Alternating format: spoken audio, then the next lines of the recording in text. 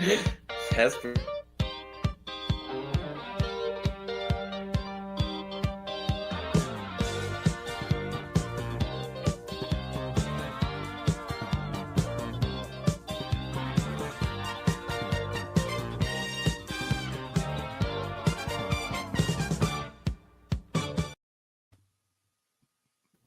Ladies and gentlemen, and everything in between, boys and girls, I'm Booga Peters, and you have just now tuned into Bolt Blitz Uncut.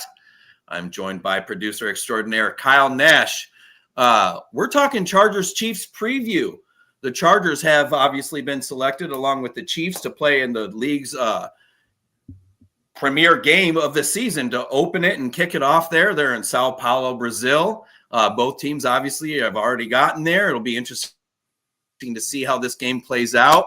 80, this is a real big game for the Chargers and the Chiefs, especially considering the AFC West is supposed to be one of the best and strongest divisions in the NFL. 80, how do you feel about, or excuse me, Kyle, I guess him that much. Well, it was just about, you just think what, because I'm tall, no, we're all the same, right? We all look alike. You guys are all low linemen. You are all the same to me. We're just a big butt in front of you and just keeping you from getting hit, right? No, all the time, baby.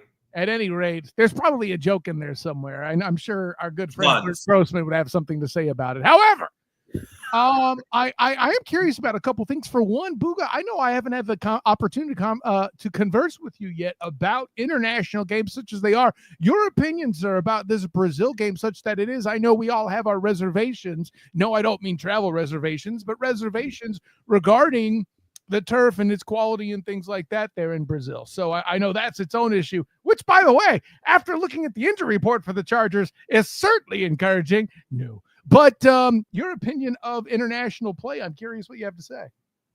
Well, we'll start there, honestly, with the international play, and then we'll talk about that, what has been so far a very poor surface there in Brazil. But, you know, I understand, and I think most of the fan base understands, and most of the fan base of the NFL understands what Roger Goodell is trying to do. He's trying to make this a global sport.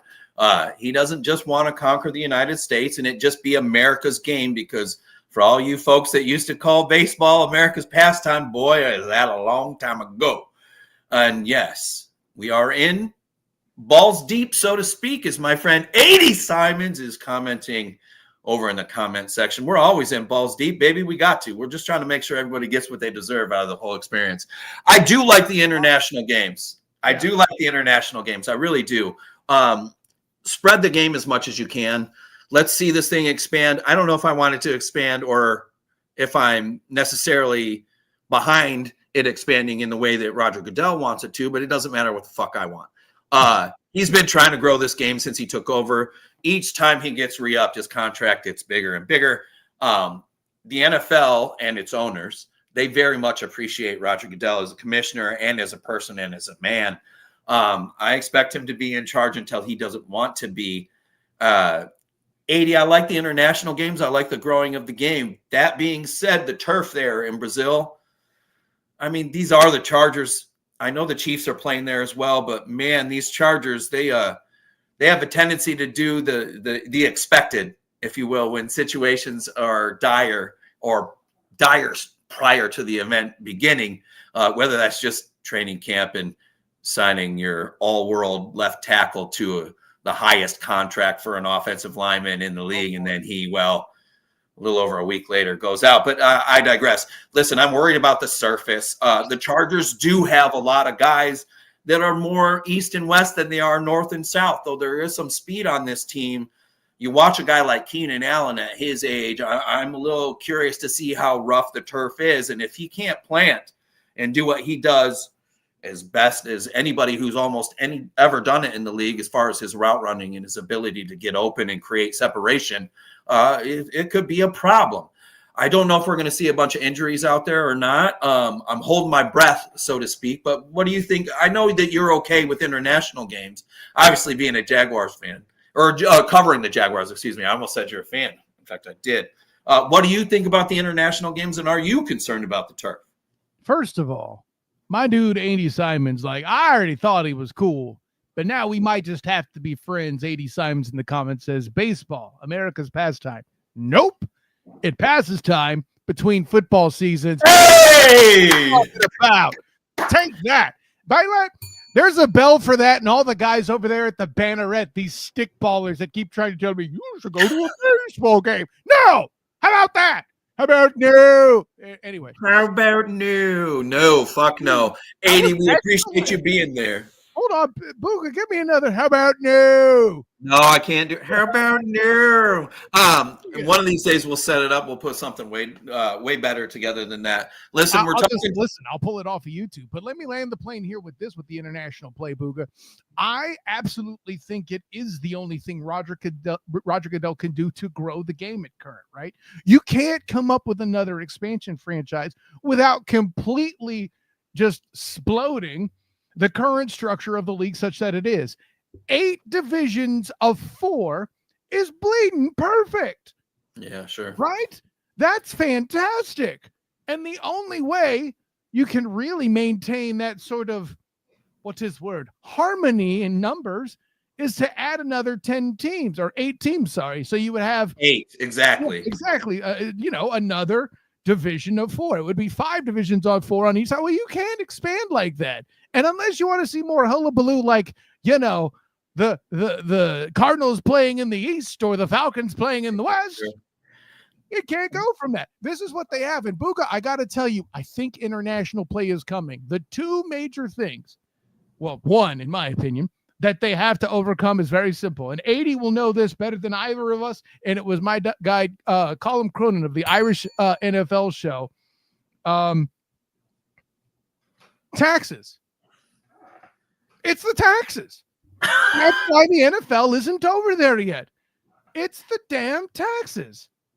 Well, it's a lot of travel, and that shit's expensive too. And if you're horrible, okay, this thing they're making billions of dollars. I wanted this bullshit about expense. Screw all that. They could start a team in Honolulu tomorrow if they wanted to. I want to hear all that noise. Okay, it's the. I lose my mind if I lose $1. So we're okay, you lose your mind if you lose $1, but if I remind you to check the tax brackets over there in Europe versus the US of A, completely different story. We tried to ship stuff over there. Trust me, it's a pain in the arse. I see what you did there. So, now, granted, if they could get Parliament or any other various European bodies of government, or even South American, right? Mexican, other country governments to consider the NFL a nonprofit per se or something like that to make them tax exempt, look out who they come. But in the meantime, until they overcome that, No, they're not the state of Oregon. They're not any of these other tax exempt states either. Listen. Hey, wait. As a Floridian, don't take those shots, please. I enjoy my no state tax. Thank you. Boy, and everybody there does, I'm sure. It's a hot spot. I understand why people are going there. I get a little more confused by why everybody's trying to go to Austin, Texas, as opposed to just Texas, but that's a conversation for another day. Let's start talking this roster here, man. We've got a battle between the Chargers and Chiefs. It's an interdivisional battle. Wait. You're giving away the ticket too soon. And by the way, you gotta make time for our guy Rob Gibson about to come on later here. We'll get into that there with him, I would think. But I want to talk to you about your division, sir. Allegedly the best division in the league. I say allegedly because it's not the AFC North or the NFC North at that. But I said what I said, Booga Peters. It's the Raiders' fault. The punchline's this. Okay, the Browns are in the AFC North. I get it. That's a good retort by you. But I didn't even say it. I didn't even think it. I'm not sure. Yes, you did. I saw the way you drank your drink. Yeah, I said that right. Yes, you did. Here's what it is. Let's start with this. I know we had the indomitable, the formidable Amy Trask on just for sure 2 weeks ago. Fantastic. Ice cream for the win. Sugar-free ice cream, if you please. But I just can't take the Raiders seriously. I can't do it. So I think you're sleeping. I think you're a little bit asleep on that. Listen, here's the deal. Wake me the F up then, Booga Peters. Well, here's how I do that. There's something about the fact that you have this 70-whatever-year-old Pete Carroll there in Vegas who still is running routes. He's still throwing balls. He's still lining up, trying to press dudes off the line. all of his players. This is a perfect kind of guy to be there in the situation that the Raiders have. They brought in Geno Smith. Obviously, there's a reason behind the fact that Pete wants to bring him in. They draft Ashton Genty. They already have arguably, and let's just go ahead and say it, arguably the best tight end in the league in Brock Bowers. He's going into a sophomore campaign. He's going into about the second, fifth of his middle of his head regarding his hairline. He may emerge by the end of the year. I think that's fair. Say that again. I couldn't hear you. Yeah, he may emerge as the best tight end by the end of the year. I'll definitely give you that. There's a non-zero chance of that. Well, sure. I just look at it this way. He was the best tight end last year. I don't expect it to be different. Geno loves his tight ends. The running game is going to be something that's going to be at least semi-successful. I'm not overly confident in the Raiders' offensive line and their ability to pass block, but I do believe with a back like Genty, I believe that they're going to be able to open some holes. Don't sleep on the Raiders. I know everybody wants to relegate them to the dweller cellar or cellar dweller that they have been kind of in recent years. Just sounds terrible. What is that? The cheap liquor, and then you keep it in the basement? Holy snap! There's nothing wrong with the basement. There's nothing wrong with cheap liquor. Come on, y'all. Let's be real about things. But no, seriously. When you look at the Raiders, I do hate and like a lot of things that they did during the offseason. Again, the signing of Geno Smith is not one that everybody's that favorable on. I really great, Bob. It's better than Jimmy Garoppolo, though, right? Yeah. No, sure. But here's the deal. Pete is not going to ask Geno to do too much. But that being said, when they are ready to open up the offense, Geno's got a very good deep ball. I know it suffered a little bit last year, but historically throughout his career, if you will, he's been one of the top 7 to top 12 deep ball throwers in the league. Not too long ago, I believe it was 2 years ago, he was in the top 3. So I do believe they'll be able to open up the offense, especially setting up play action off of what Genty can do and having Brock Bowers at tight end. I think that we all slept on him coming in, except for a few shows. He just doesn't fit a Greg Roman offense, and that's why I could never even consider him as an option there. I do believe that the Raiders are going to be the team that does finish in last place. That being said, they're going to win a few of those games that they're not supposed to win. The loss of Christian Wilkins, for God only knows what actually happened, is actually going to be a big deal. I'm glad they still have not enough people are. Yeah, no, sure. And it's about time somebody does. And I'm glad that we are, but they still have Max Crosby. Max Crosby can get it done from anywhere along. You can line him up inside. He's going to be on the edge, obviously, but you can cheat with him and play, run stunts, run games, and he can literally get it all done. He's incredibly fierce. He's aggressive, and he's somebody that against this held together by chewing gum and duct tape offensive line, I'm terrified to see Max line up right in front of Trey Pipkins and see how that works with Trey starting at right tackle again, because I know that there's not a Charger fan out there, no matter how hard they want to put it out on their show, there's nobody that's overly confident in Trey starting at right tackle, especially against guys like Max Crosby. But I do expect the Raiders to kind of finish there. I know you're going to move us on to the Broncos. So where are we going with the Broncos, brother? We're talking before you do all that. I appreciate a lot of what you said. I'll say what I'm going to say about Pete Carroll, who is responsible for the worst offensive play call in Super Bowl history. The piece that I find interesting that everybody seems to be glossing over. And listen, I get it. It is cool to dunk on Russell Wilson nowadays, right? We found out he is Trey Executive and, all that.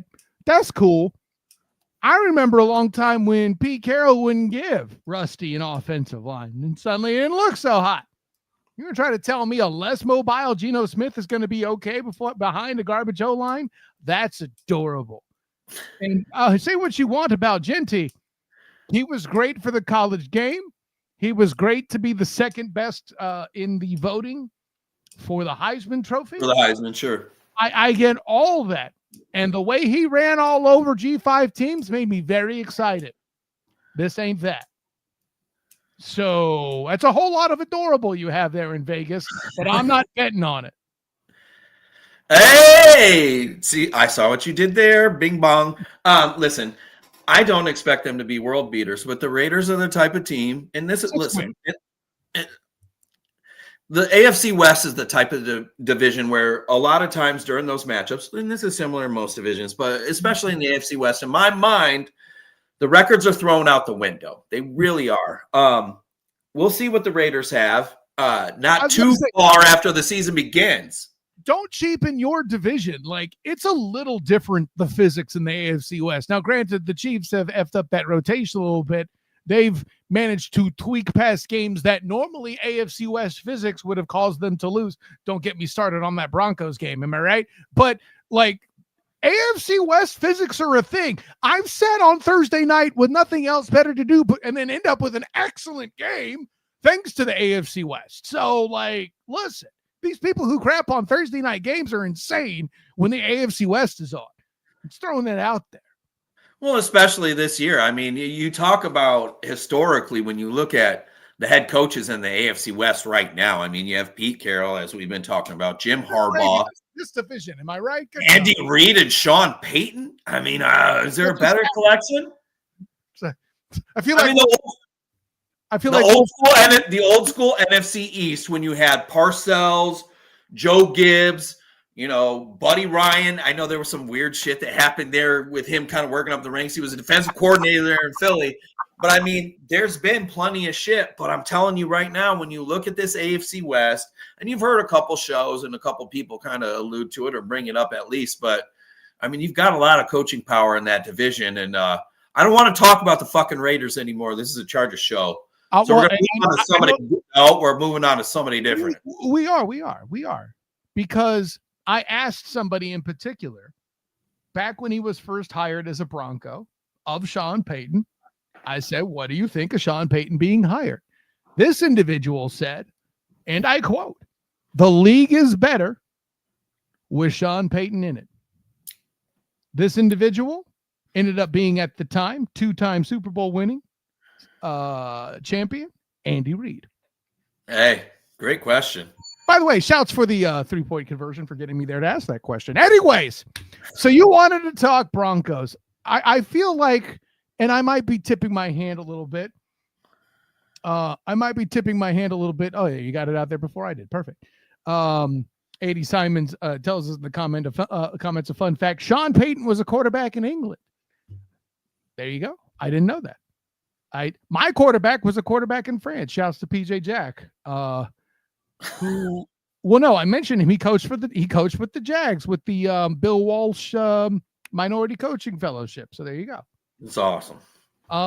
Which connects to our guy 80 Simons, who also was involved with the Jags in their own way. Shouts to the Duval Dive. But it's all about the cheap plugs for my people, Booga. Didn't you know that? It is, huh? Oh, no, but getting back to Sean Payton, in all seriousness, like if you're one of these who believes that the Chiefs are Thanos and the AFC West and their victory is inevitable, then you're in that position where the Chargers and the Broncos are going to be jockeying for that spot too. What scares you most about the Broncos there, Booga? Well, I don't know if anything scares me. I'll say this, though, that defense in Denver is going to be a top 5 defense, pretty much guaranteed. I mean, they've got the bodies. A lot of people kind of poo-pooed the drafting of Jahdae Barron out of Texas to run the slot there and move around and kind of see how he's going to fit in will be interesting. But they're formidable at all levels, all 3 levels, on the defensive line, at the linebacker spot, and within the secondary. They're going to be a little bit crazy. And Sean Payton's always kind of been like that. He did have a former defensive coordinator by the name of Greg Williams, who we all know what he did as a defensive coordinator there, #MountainGate, which if you've ever listened to any show I've ever been on or hosted, teams have been doing that since the beginning of time. I'm not as weary or upset about that kind of thing as most fans. Sure, but were you aware of other shows that had their then fiance, now wife, sing "Hit Me with Their Best Shot" and write a of it? No, I'm just throwing it out there. Shouts to my wife and the Student of the Game podcast. Anyways, no, listen, I think there's a lot of there. Bo Nix is doing better or as good as some people advertised, and I find it interesting. These similarities we're seeing between him and one Drew Brees. And, not that I think they're the same guy. Let's not get stupid. but as somebody, I mean, would you argue that Bo Nix is among the last true pocket quarterbacks? Like, mobility is not really his thing, you know? Oh, I would definitely argue. I would say that you're not giving him enough credit as somebody who can get out of the pocket. He gave the Chargers trouble in both games with his feet. So that's fair, but hold on. There's a fine line between I can do it and Patrick LaVon Mahomes II or Lamar Demetrius Jackson or even Trevor Lawrence. I'm just throwing that out there. Sure, I didn't bring them up, but what I am going to talk about is there are things that they can establish that way. I don't expect it to be crazy. That being said, Bo Nix is very capable with his legs. He had a run there in the middle part of last year that was very impressive, and we all took notice, I believe, at least the people who are paying attention. I'm not overly concerned with him whatsoever. I feel that by the end of the year, people started to kind of catch on. That being said, depending on how they establish that running game, when you have a defense like Denver has, they're going to be in almost every game. If Bo Nix can find a way to propel his team forward and make that one or two plays in the clutch time or towards the end of the game, I really think Denver's going to have a better season than Charger fans even want to think about. Well, and here's what I'm going to tell you, Booga, and I'm uniquely qualified to talk about this. And I'm not saying this because I'm wearing my 49er gold jersey, but rather the black and gold of the UCF Knights, whom I cover with the Black and Gold Banneret and Night Shift podcast. RJ Harvey's going to be a problem, and you need to be very aware of him because otherwise he's going to cut you down from that backfield. That's kind of a big deal. I feel like it's my station that not only is somebody who covered UCF, but really wanted to see the Chargers draft him. And when they didn't get him, I was very happy they got LaQuinn Allen in the second round. He's a good, versatile back. He can pass protect now. He can catch passes relatively well, and he can get to the edge for a guy who's as big, air quotes, of a body as he is. And by the way, he's older than your average bear as a rookie, which means his body's fully developed. That's why he's starting right now. And that's something I think I get a little concerned about your Chargers being ready for that kind of a running back. You know, the linebacker position's pretty established. We'll see what happens with the D-line up front. We all liked R.J. Harvey coming out, especially regardless of whether it was UCF or anybody. He could be a problem. I'm not too concerned with that, especially in week 2, I believe it is, when they play Denver, because it's not until week 3 that they have their third of 3 division games in a row when they face off against what will be the Las Vegas Raiders, because obviously they open up against the Chiefs in Sao Paulo. When I look at the Broncos, I'm concerned about their defense and how the Chargers can get anything established. If they're not able to establish the run, it's going to be a long day for Herbert and company, because I don't trust that offensive line of the Chargers to pass protect appropriately for too long, so to speak. That's where Denver concerns me. Sean Payton concerns me to a degree, and if Bo Nix is able to turn it on and have a run like he did in the middle of last year, prior to the very end of the year, you know, we could be talking about Denver as a playoff team. And it's in the AFC West, as we've talked about a little bit throughout the beginning of this show. It's going to be a really tough division. And there could be as many as 3 playoff teams that come out of this division. That being said, the AFC North has something to say about that for sure. It'll be interesting to see how it plays out. Denver is not the team I'm the most concerned with, if we're being honest, though. Their defense is probably the best in the division. But speaking of the fact that the Chargers are about to face off against the Chiefs in Sao Paulo, Brazil, the team I'm most concerned about, the Kansas City Chiefs. And why wouldn't I be? I pay too much attention. I know what I'm watching. Patrick Mahomes still has Andy Reid as a head coach. Until that is no longer the case, I'm concerned. When you see all these charts and these graphics and these memes pop up about the dominance of the Chiefs in the last decade in the AFC West, it's incredibly depressing. You're seeing red, not because you're mad, because it's just Chiefs. You go from being mad to sad to I'm not sure how I feel about anything right now. I don't know if this is the year that the Chargers can overtake the Chiefs. I really don't. I'm too concerned about the interior offensive line. I'm always going to be concerned about Greg Roman as an offensive coordinator, despite how successful he designs run games. I know that as you guys tune into Bold Blitz Uncut, when we get 80 back on the co-host 80 Simons from across the pond. We're going to talk a little bit about whether or not Greg Roman is the issue, or maybe it could be a problem with Joe Ortiz providing Greg Roman's offense with the proper weapons. We've kind of teased it a little bit here in past episodes. It's something we're kind of going to break down, but let's start going over these Chiefs right now, man. The Chargers obviously have a lot to try to get to the level at where the Chiefs are and what they've accomplished. Obviously, you can't do that in one season, but when you look at this Chiefs team, not a lot of major additions to the team, at least via free agency. They brought in Minshew Mania. Gardner's obviously the backup quarterback there. That's hilarious, and I kind of love it. And also I'm a little nervous if he has to come into a game because I believe that he can't actually get it done. Hey, you need to be afraid of Uncle Rico, and you need to start being afraid right now. I'm just saying. Yeah, right this second. No, you look at Elijah Mitchell, and I feel like he's kind of an underrated back in the league. I'm kind of a little sad that he's a Chief, but I will be keeping an eye on what he gets done there. Former Charger first-round bust draft pick, Jerry Tillery, he signed with the Chiefs in the offseason. Though I'm not overly concerned with him, I will say that former Charger cornerback from last year, a free agent acquisition out of Tennessee, Christian Fulton, he's one of the starting corners for the Chiefs. And let me tell you, I know that as Chargers fans, there were plenty of moments, especially as the season wore on, where Christian Fulton was a very, and I mean incredibly frustrating DB. That being said, unless you know all the coverages, there were a lot of times where there were breakdowns where it wasn't necessarily his responsibility, where it looked like it might have been per the broadcast copy of the game. Stuff we see on TV doesn't always tell the story.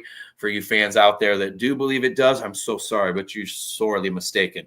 Fulton's there starting on one side. Obviously, Trent McDuffie is one of the best corners in football.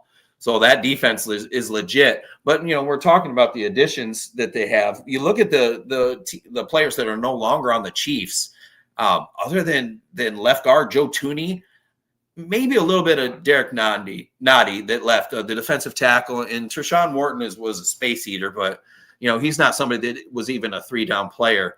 I don't see them losing a lot that would make me concerned as a Chiefs fan.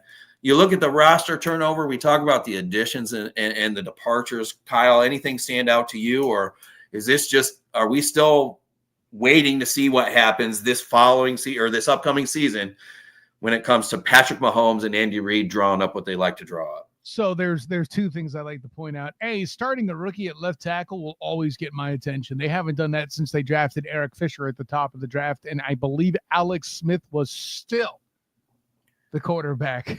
He was, yeah, absolutely. So there's that.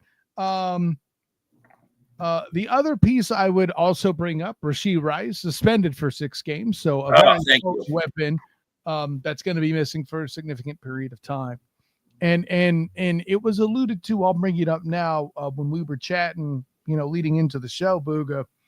People keep talking about the possibility of their quarterback falling back to earth, right? You know, regressing, if you will. Oh, the numbers are down, whatever. Patrick LaVon Mahomes II is the whole reason there's any offense. Okay. I don't care what damn show I've done, whether it's the Huddle Up podcast, whether it's the Student of the Game, whether it's the Duval Dive, whether it's the Bull Blitz Uncut. He's still Patrick LaVon Mahomes II for a reason, and I don't give a damn if he's playing the role of Hall of Fame quarterback that's like quantum leaped into the 2000-ish Ravens, rather. No, I'm not saying this is Ray Lewis and company. Let's not get stupid. No, what I'm trying to tell you is nobody is. You're right. What I'm trying to tell you is the Chiefs have been a defensive football team for 2 years, and the rest of the national media is finally catching up to me on this, okay? Maybe 80 Simons knew it, but that's because 80's a badass. My punchline is this. I don't care if Mahomes' numbers are down. You find me another quarterback that can do what he did with these guys. And the only thing that got exposed when the Eagles went to work was the weakness that actually exists, and that's their tackles. Here's the thing. They get the ball out fast enough that 95% of the time it isn't a damn problem. The other 5%, they were playing the Eagles. It's that simple. Everybody forgets that Jalen Hurts had MVP caliber numbers in a losing game, which I was at in Phoenix. So all of that to be said, if it wasn't for heroics from Patrick Mahomes II with a bad angle in that game, Hurts would have been my MVP vote in a losing effort. Okay? Oof. That's the difference. Boy, I'm not touching that shit. Check those numbers. Boy, you better look at those numbers before you talk so far in the rearview mirror, I ain't got time for it. Okay, but you ain't got time. Don't be talking that trash. The punchline's this. Patrick Mahomes II is fine. Oh, Kyle, he'll do bad in the first 5 games, has meant precisely jack. Not going to hear that from me or anybody else on this show. I mean, yeah, not you, Booga. You have hold on. Let's just pitch voice. let's get this out of the way right now. Patrick Mahomes is fine. I don't care how much anybody or any of us are not big fans of his wife, his brother, his family, whatever the fuck you don't like about him. They are playing football. F them. Sure. Or don't. But that's all right. Yeah, you know. And I sound like a broken record, but as long as Andy Reid and Patrick Mahomes are working together, there are no concerns for Chiefs Kingdom, as they are deemed, regarding how that relationship or the output of the offense is going to go. Until I see it break down, listen, they're back with Pacheco, and then they have Kareem Hunt back, to a little nostalgic, running backfield there. Pacheco, though, he kind of fell off. He's had some injuries that I believe are a part of his fall off. He still hates the ground every time he runs the ball. I've never seen a dude run the ball the way that he does. He's a fascinating runner. He's somebody that I kind of liked when he was a draft prospect. Obviously, he didn't get drafted, but we'll see how the run game gets established. This is a big matchup for the Chargers, and I think it's a big test for Jim Harbaugh in week 1, except for the fact that I've had it pointed out to me countless times, regardless of whether or not I think it's pertinent or not. Jim Harbaugh is 5-0 in these games. Openers. How do you feel about that? Regardless of what it is. First of all, let me be clear. As a Niner fan, I'm a Harbaugh guy. However, I think the biggest factor will be the MVP of the Chiefs. No, I don't mean Mahomes. I mean Chris Jones. That defense goes through him first, and they have for a while. I mentioned this is defensive football team. I had MVP top 5 votes for Chris Jones all of last year, okay? And at one point, he was at the top before anybody asks, okay? Especially against a team, with all due respect, that we've seen 80 Simons lament about the interior offensive line in a way that rivals even your morose MF in life right here talking about that group. And then you start down the barrel. Max Crosby's adorable. I mean, no, he's not adorable. He's very scary. But Chris Jones in that middle is going to be what you have to beat before you can beat anything else. Well, it's not. So here's the deal. Chris Jones is the player that I've been on Twitter for, I don't know, 2 or 3 years saying is the most underrated player in the NFL. So he still will never get enough shine. But it's because people don't understand and appreciate all that work that them big uglies do in the dirt. He's terrifying, especially if that turf is questionable there in Sao Paulo, because he's got enough weight in his ass to where it doesn't matter how bad the turf is. He's going to be able to plan. It doesn't matter how bad the turf is. Literally. And then you look at the Chargers interior that general manager Joe Ortiz and head coach Jim Harbaugh decided to run it back with. We're going to wait and see how that plays out. I expect Chris Jones to be the most annoying, havoc-creating player of that entire game. It could be ugly. I hope that for whatever reason, Greg Roman is willing to get the ball out of Herbert's hand fast. Let's maybe incorporate the running backs in the passing game. We've seen it work for, I don't know, the entirety of the league's existence. You don't have to forget about that. And don't forget about bubbles and anything short across the middle, any drags, anything with QJ in motion is good, because the times that you start to get him going vertically down the field, that's when QJ lets everybody down and kind of upsets the apple cart, if you will. I kind of see somebody hanging out in studio right now, Kyle. My goodness. Way to make that a subtle hint that your producer needs to bring somebody in. So perhaps it's that time to bring in our guest here, the one, the only, the man they call. I didn't see the Buck D in the rundown when I asked. Well, that's Buck D. Robert Gibson in the building. What's going on, my man? What's up, fellas? Man, it's good to have you on. Before we go any further, I need to tell you guys why we have Robert on the show. Yeah, you need to tell. Wait, first of all, you need to tell me why I'm on the show. Come on. Listen, he went full Backstreet Boys on you and said, "Tell me why." What's going on right now? Man, I'll hit all those notes, but that's none of your goddamn business. Listen, Robert's on this show because, to be honest with you, as you kind of float around Bolt fam in the Charger land, you see various things and various posts and things, and Robert just kept popping up. I saw a stand-up all over the place, a hilarious stand-up comedian. He's currently with KISS 97.3 in Albuquerque, as he lets us all know constantly. He's out there in New Mexico, which, man, I'm going to flip you some shit about that later, but I'm sure you hear enough about that. Yeah. But formerly on air at 95.9 with the Sports Animal in Albuquerque. And let me make it clear, the reason that he's on the show is he's a huge Chargers fan. We're talking Chargers Chiefs. Big, Robert, big with 4 eyes, y'all. Yeah. Big. Oh, yeah. And he sent that message at about 3 eyes. I was like, man, how many beers have you had? I've had more, but I still counted 4. Hey, Robert, Chargers Chiefs, Sao Paulo, Brazil. What are your initial thoughts about the game? And when you saw that it was announced that the Chargers are playing overseas, let's just tack some more miles onto them because they hardly ever fly anywhere, right? Okay, so my first thought was very selfish because my birthday is September 5th. Oh, that's right. Whoa, boy, yeah. Let's hope it's a happy birthday. So I usually go to the very first home game every season. For the last 16, 17 seasons, I go to the first home game. So when they dropped that shit, I was pissed. Pissed off. Man, them season ticket holders were too. Yeah. Because they're just like, enjoy the game. Hope you can fly out there. So another instance where Robert had him asking, "Tell me why." I'm just throwing that out there, you know. so when that was my first thought, it was selfish reasons. I'm like, I'm not gonna be able to go to that shit. Yeah. But the second thing was, damn, why we got to play the Chiefs out the gate, man? Opening game, I know.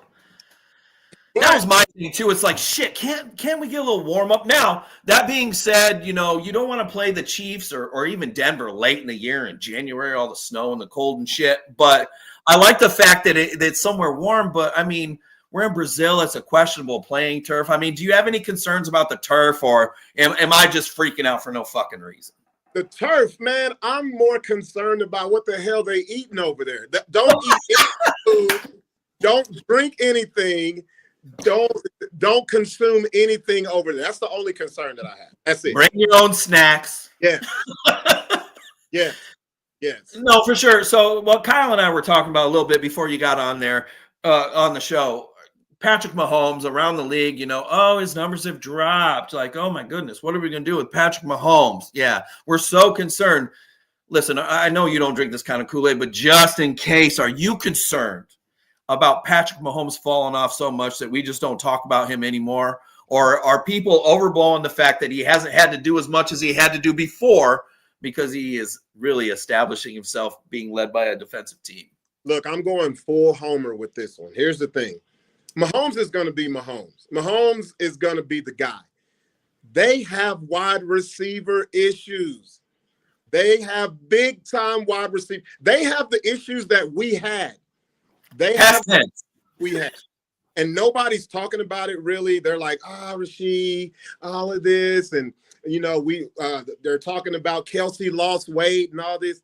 Forget all that. That's what's going to hurt them because I honestly believe the strength of our defense is the secondary.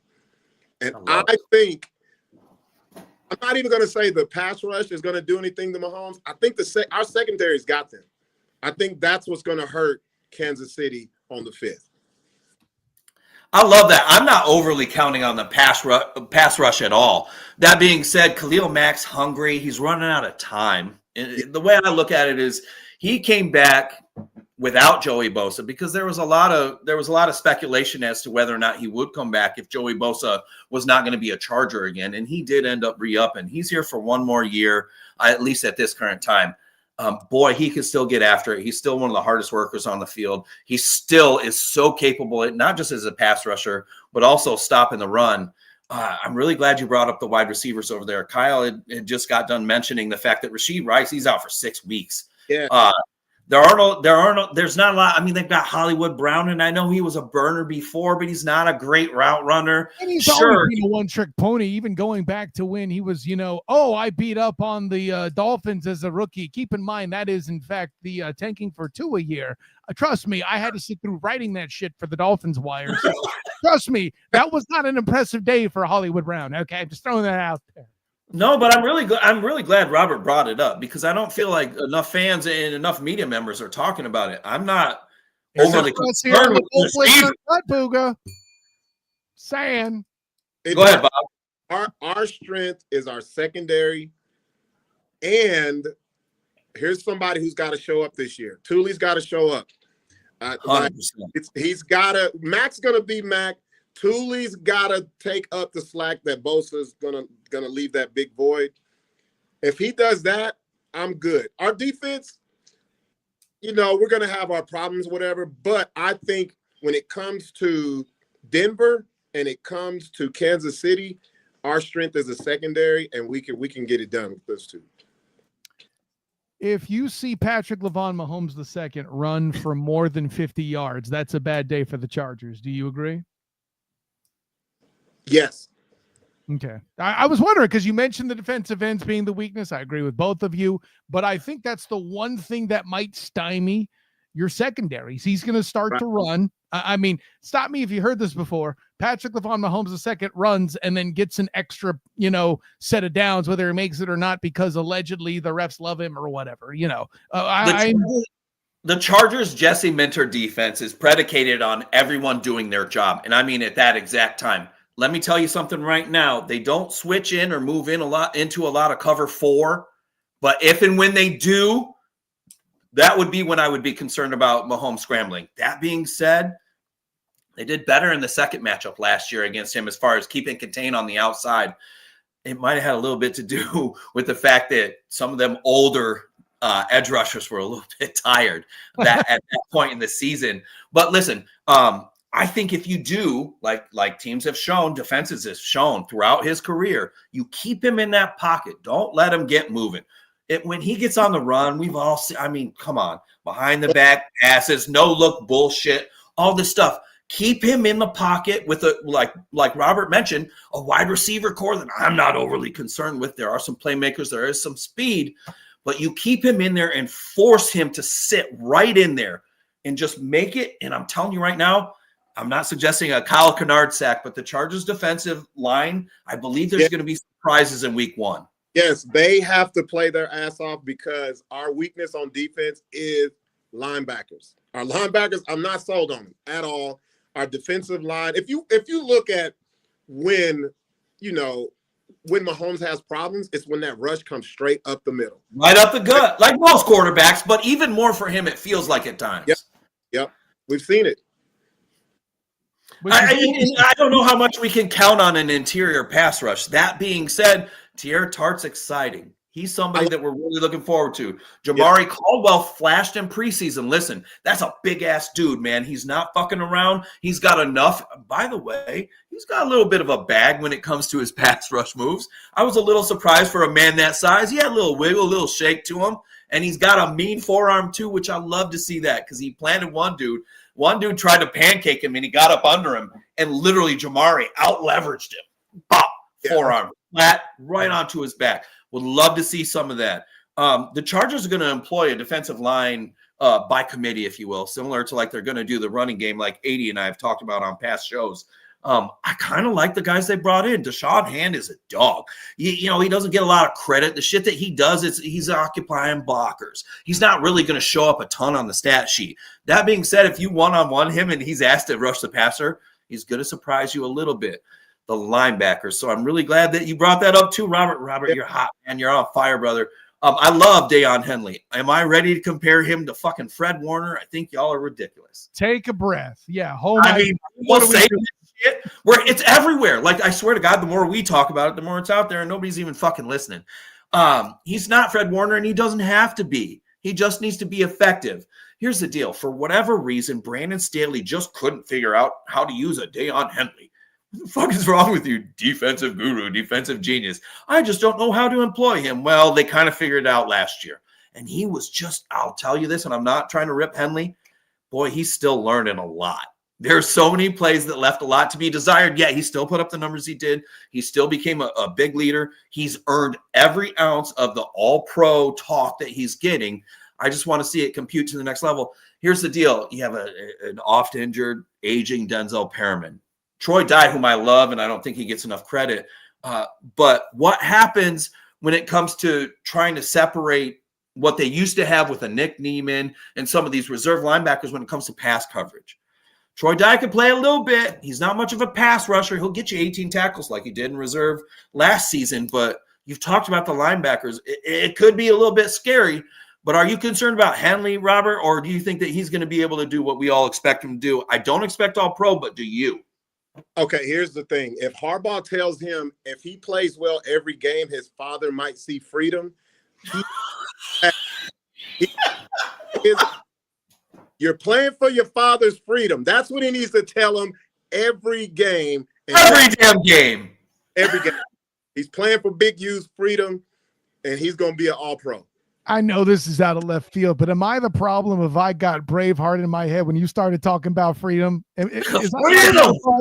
No, you are the problem. You're 100% the problem. But here's the thing. We're only talking about one side of the ball. So the side of the ball that scares me is our O-line. Chris Jones. Here we go. Chris Jones. For some reason, Tranquil plays like he's a Hall of Famer against us. He plays like out of his mind. But I'll say this, because we're talking about Mahomes getting 50 yards rushing. I got to say, let our quarterback roll out. Let him do something with his legs, because we have the receiving core that can make things happen. They can get separation. So I just don't want to see Herbert just sitting in the pocket, because that's where he's going to fail, I think. So we got to roll him out, play action, make sure the running game's right, and offset the defensive blitzes we know we're about to see when it comes to the Chiefs. So they're going to run a lot of four-man too. Let's make that clear. But I love that you touched on the wide receiving core with Herbert and him getting the ball out quick. I look at the way that they stack up, even with a Chris Jones on the interior. God damn it, Greg Roman. I hope you've got this shit figured out. Get the ball out of his hand quick. There's a lot of players finally. Robert mentioned it, man. There's a lot of playmakers now. And yes, I'll even throw QJ in there just for shits and fucking giggles. There are a lot of guys who could do stuff within a very shallow portion of the offensive line. There's a lot of things you can do. You got what, 16 fucking receivers on it. I would have 2 or 3 of them. Listen, you're not going to get a lot of calls. You're not going to see a lot of balls, but I'm running you in fucking motion all game long. Tire all these cats out. We're on this questionable turf.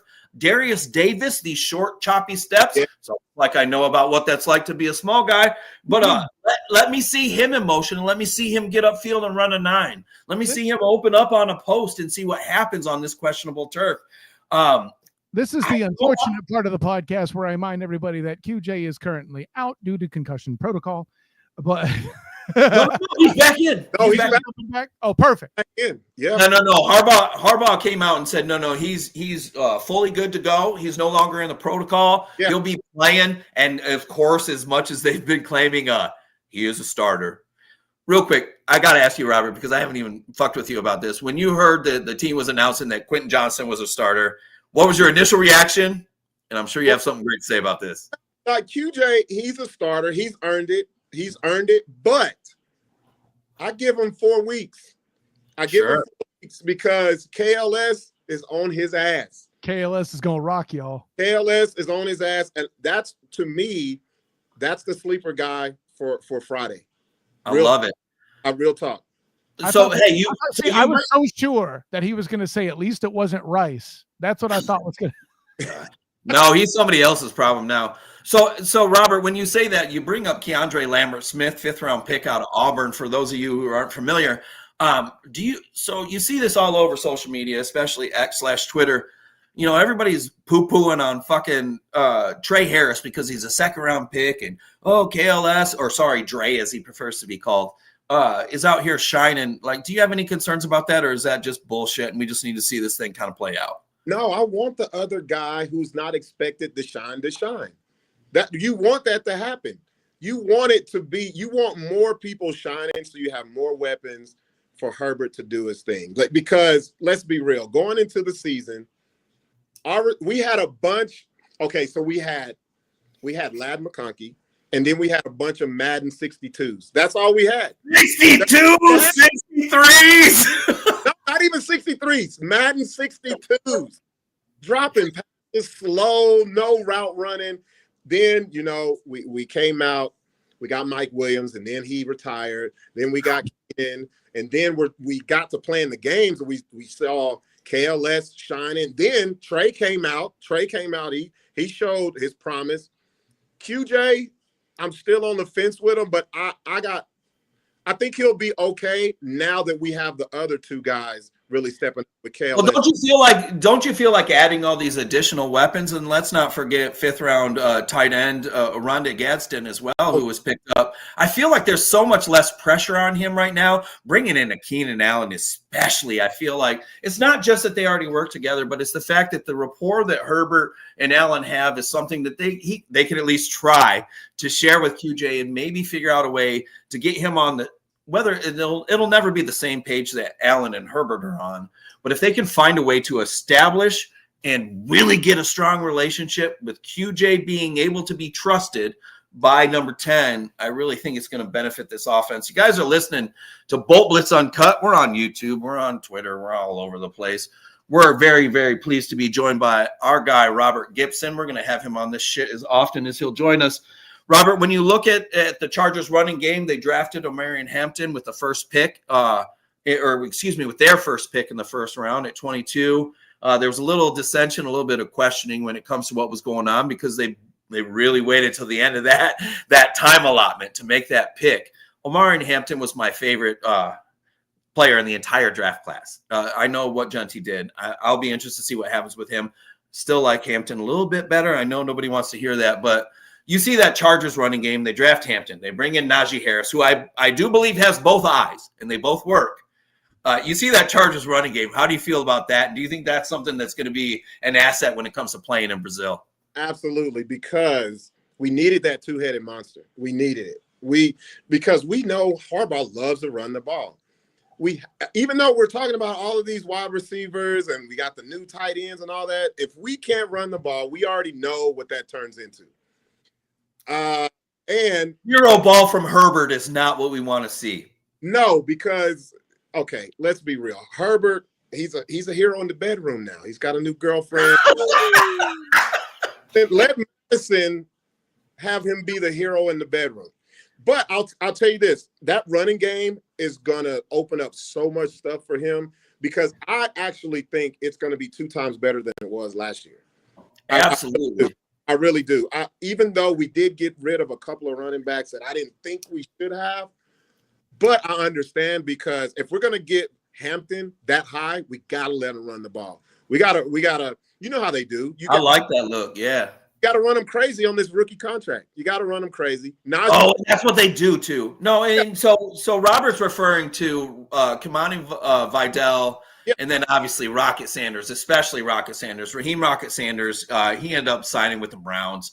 It's a move that I was very disappointed that was allowed to happen. That being said, I think there's a flip side to look at that situation in that they believe so much in Hampton, and Harris is a little more healthy and able to see than we all should be able to expect at this point. They love Haskins. They're going to do some things. By the way, a guy that we all mock to the Chargers within the Bolt Blitz group chat, Damian Martinez was released by the Chargers, Miami running back. He was literally the highest graded gap running back out of the entire draft. Greg Roman, Joe Ortiz, Jim Harbaugh, if we could please take a look. We lost out on Sanders. You can totally redeem yourself if you bring in Damian Martinez from the U. I would really like to see that happen. I'll say this as somebody who watched him work in the bowl game over here at the Pop-Tarts Bowl. Meh. Come on, you just don't like them big mauling guys that are 6'1", 236. Give me those boys, man. Excuse me? We're running Bo Schembechler's bullshit. Did I just not spend a portion of the show talking about RJ Harvey, and now you're telling me about big backs not being bruh, what are we doing? Tell me why. I don't know how long you were in the chat, but we all loved RJ Harvey. We all liked him, regardless of your affiliation with the Black and Gold Banneret. Yeah. We do plugs. What do you have to plug, Robert? I'll use the bell for you. Look, it's hard, to be honest. It's hard to plug anything with my birthday being this Friday. Because I just said, good news, the Chargers play on my birthday. Bad news, the Chargers play on my birthday. Yeah, and they play the fucking Chiefs in Brazil. Know how that, but I'm confident. I'm saying we win. And I'm saying, okay, say it then. Say it with your chest. So what's the score? I'm saying we win by 10. We win by 10 because we're gonna have ball control. We're gonna have time of possession, and they're not gonna get that many times to score. That's how I feel the game will go. So they're gonna triple team Chris Jones. Have to. No, I mean, like, you really gotta pay a lot of attention to him. Here's the deal: if you're ever gonna convince me that Scott Matlock deserves to be on this roster for any reason whatsoever, go have him hit Chris Jones over and over. I don't care if it's play action. I'm running I form. I like whatever you need to do. I want as many bodies reminding him this is going to be a long day, because what has he done for his entire career? He's provided long days for everyone in front of him. You have a young offensive line, a questionable offensive line. The way I would attack it if I'm Mike Devlin or Greg Roman is I'm sending as many bodies at the stars as possible. When you start to eat up Chris Jones, you start to tire him out. He's obviously going to have to come out of the game. If he can't get his footing in that Brazil poorly placed sod, we're going to see him come in and out of the game a lot more than we would expect. Do I expect a guy of his heft and size to be able to plant and create some havoc? Of course. But I really do think, and I don't know if I'm quite as optimistic as Robert is. I really do think the Chargers have a much better opportunity than people are going to give them, because of the fact, and this is really going to hurt some feelings, because of the fact that Greg Roman is the offensive coordinator, and he loves to run more than anybody. And we got to run it. You have to run it so much. And here's the deal. You have the bodies to do it. They love Haskins. I get it. He's a Michigan guy. They love Haskins for things that have no reason to do with really running the ball, except for he's probably going to protect it. He can catch it a little bit out of the backfield. But Harris, Hampton, I mean, depending on who ends up being RB1, it doesn't matter. The combination of those two, listen, I understand how Najee Harris played at Pittsburgh. You see all these, the 4 consecutive 1,000-yard seasons, in excess of 1,000 yards. Oh my gosh, he's an inefficient runner. He's not a home run threat. That being said, in a Greg Roman offense, I don't know how much you really need that, because they want to control the game more than they want to score right away. Yes, we have to keep Mahomes off the field. That's the key, right? The best defense is literally making sure our offense is out there. Exactly. Oh, I said R. I hate doing that shit. I don't like talking about me as a part of the Chargers. It's because you're next to a big Chargers fan with 4 eyes. Here's what I heard you say, Booga Peters. You want Alex Jones seeing more Matlock than if I did a Google search for Andy Griffith in a seersucker suit. That's what I heard you say. That is the weirdest angle I've ever heard, but I kind of love it for that reason. My goodness, this is only here on Bolt Blitz Uncut. Robert, you're going to have to be back here all the damn time. You know I've been trying to talk you into it. Tell people a little bit about what you got going on. You're Buck D. You're not just Robert. I feel weird calling you Robert. Everybody I talk to has a nickname. The only reason he gets called Kyle is because, well, he's the producer and he pushes all the important buttons. Yeah. But Buck D is kind of how I know you as. Tell me a little bit about what you're doing in Albuquerque. And are you there forever? But tell people about you, please. Share. So here's the thing, because I know everybody is like, how in the hell are you a Chargers fan and you live in New Mexico? So I'm originally from Long Beach, California. That's where I'm originally from.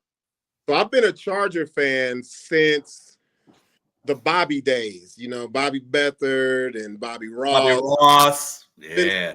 Days. And I called hell. In LA, in that area, nobody's a Chargers fan, especially then. Nobody's a Chargers fan. So, I grew up, I was in the military. I was in the Marine Corps. I was lucky to be down in Oceanside. I was in El Toro. So, I got to go to games and things. And I was like, this is my team. So I started doing comedy. I started stand-up comedy like 11 years ago. And how I ended up in Albuquerque was because my oldest daughter, her and her mom moved here. And I didn't like doing the long distance dad dynamic. Came here, didn't know anybody, didn't know how to spell the city name, didn't know how to say it. I didn't know anything about this place, but I now call it home because this is where I got my stand-up comedy start. Comedy is the reason why I'm on radio. I'm here in the studio now. I actually miss talking sports, so you guys definitely have to have me back on because, like I said, man, come on. I was at the sports station out here. Went to 2 Super Bowls. I was at Super Bowl media row for the Super Bowl in LA and in Phoenix. Hey, me too. Hey, so was Kyle. Yeah, did the Super Bowl media row. Went to the games. It was dope. We had to have been in the same room at some point. That's awesome. Which one did you go to? I went to LA and Phoenix both. I was actually there. You're in both of the convention centers then, yeah. That's awesome. Yeah, no, I listen. I'll save the reminiscing for after the show, man. But it's good to have that connection, and especially listen. It's not lost on me, Buck D, that your name is Robert, and then you talk about the Chargers during the Bobby era. That's perfect for you. Not bad, Kyle. God damn, but, not bad. Like I love the Chargers. Like you guys, if you follow me on social media, I make the jokes. Yeah, but you gotta follow back. I unfollowed your ass because you didn't follow me back. I'm a fucking bitch on that shit. Petty Peters. Some people, bro. I got you.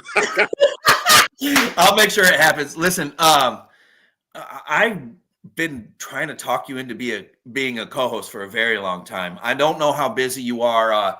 Anytime we do a show, you're obviously welcome. You've been a damn blessing just in a little bit of time we got to talk to you. Let me back up. He's doing it on the air to put the pressure on you. Yeah, I see what he's doing. Man, there ain't no man. I'm drinking a fucking pink beer. Are you shitting me? There ain't no fucking pressure. I dropped it. He was like, "Yeah, man. Been trying to get you to be a co-host, but I'm cool with you just whenever. It's fine." That's not what I meant. I like that, man. I would have said the same shit if I was in your seat. Listen, this is Bull Blitz Uncut. We kind of cut it up. We have a little bit of fun. My man Buck D is going to have to be back as often as I can talk him into it. That's what we do here. The people that have been on my shows for the last 11 years, there was a respite there. There was a big break. That whole my son was really sick, and then I was dying, and then he got better, and then I kept trying to die and bullshit. I'm done dying for at least right now. So we're trying to make this shit hot. I appreciate everybody who takes the time to tune in. We're a little slow right now. We're not even advertising shows, but we're not fucking around with our guests. We obviously Buck D, Robert Gibson, Amy Trask, Eric Williams, Fernando Ramirez. We're not playing around when it comes to our guests. And honestly, our guests help make the show. It's just I'm gonna have Emery Hunt chop liver right there. I did. Fuck, he'd be so pissed at me if I didn't bring him up. I sat next to Emery at the Senior Bowl in 2014. I like to bring that up because he looked like a player when I was down on the field fucking around. By the way, I don't know what's wrong with everybody. When everybody else goes to the Senior Bowl, they don't drink a 12-pack before they go in the stadium. I guess, maybe I'm not cut out for that shit, but I had a fucking blast. Fell asleep eating Reese's peanut butter cups, God damn it, in the press box. You're not even fat, bro. Damn. But before we go on, you mentioned your social media. Shout it out. I'd be remiss if we didn't give you the opportunity to let them know. Oh, yeah. You can find me on IG and Twitter, Buck_Dangerous. Facebook, Robert Gibson. That's with a PGIPSON. Buck_D. Just look up Robert Buck D Gibson. Matter of fact, look, I'm finna be real professional. You can Google that name and I'll pop up. So yeah, you can find me, you guys. You're talking about professionals. Some of us during the show put you out on Twitter and used your website. I'm just throwing it out there. Go ahead, man. Go ahead. And I'm always down for sports. if you're a sensitive person about sports, I'm definitely the person to follow because I'm gonna talk. I'm talking shit. I'm making jokes. I don't care. Like, I don't care. Oh, boy. And it's all original shit too. So you guys will see. I'm just gonna say this. I've sculpted and put together a lot of shows in my time, but I'm gonna let you take credit for who you are. But boy, did I find a good one. And here we are again. I got producer extraordinaire Kyle Nash. I got my man Robert Gibson, Buck D, out of Albuquerque, and I see how you spell it every time. Listen, guys, this is Bold Blitz Uncut. We're a little bit different, but that's why you guys tune in eventually. Thank you for everything that y'all do for us, and I'm going to make you do this too, Robert. Who's got it better than us, folks? Nobody. That's my boy.